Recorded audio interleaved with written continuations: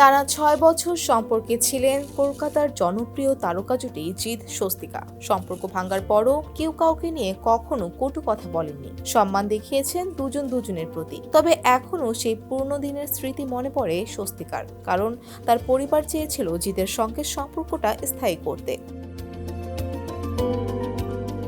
দীর্ঘ ৪ বছর কাজের সুবাদে তারা একে অন্যের প্রেমে পড়েন। ৬ বছর একসঙ্গে থেকে সম্পর্কের ইতি টানেন তারা। তারকা জুটির কাজ দর্শক জনপ্রিয়তা পেয়েছিল বেশ। ২০০৪ থেকে ২০০৮ সাল পর্যন্ত তারা অনেক হিট ছবি উপহার দিয়েছেন।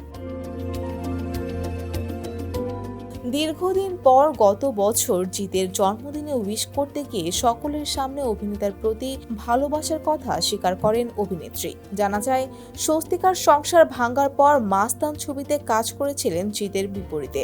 সেখানেই তাদের বন্ধুত্ব হয়, যা পরে প্রেমের পরিণতি পায়। পার্টি থেকে ছবির প্রচার, সব জায়গাতেই একসঙ্গে যেতেন। অভিনেত্রীর পরিবারের সঙ্গেও তার দারুণ সম্পর্ক ছিল। যখন তারা আলাদা হয়ে যান, স্বস্তিকার পরিবারের লোকজন নাকি খুব একটা খুশি হননি। In the ring film maker বাংলাকে দেওয়া সাক্ষাৎকারে অভিনেত্রী জানান, জিতের সঙ্গে বিচ্ছেদের পর তার বোন অজপা প্রচুর কান্নাকাটি করেছিল। শুধু তাই নয়, সম্পর্ক ভাঙার জন্য বোনকেই কাঠগড়ায় তুলেছিল। খানিকটা মজার ছলেই জিতের সঙ্গে মেয়ের সম্পর্ক নিয়েও কথা বলেন স্বস্তিকা। তিনি জানান, মেয়ের সম্পর্কে জিতের বন্ডিং ভালো ছিল। তারপর মেয়ে যত বড় হয়েছে, জিতের সঙ্গে সম্পর্ক ভাঙা নিয়ে মাকেই কথা শুনিয়েছে। অভিনেত্রীর ভাষায়, এখনো যে সম্পর্ক নিয়ে ওর অসুবিধা নেই সেটা হলো জিতের সঙ্গে সম্পর্ক। ৬ বছর আমরা একসঙ্গে ছিলাম। আমার মেয়ে তো ওই সম্পর্ক নিয়ে আমাকেই দোষারোপ করে, বলে আমি নাকি সম্পর্ক শেষ করেছি। বলে ফেলে মাঝে মধ্যে। কী কারণে সম্পর্ক ভেঙেছে জানি না, কিন্তু যাই হোক, এর জন্য আমি তোমাকে ক্ষমা করব না।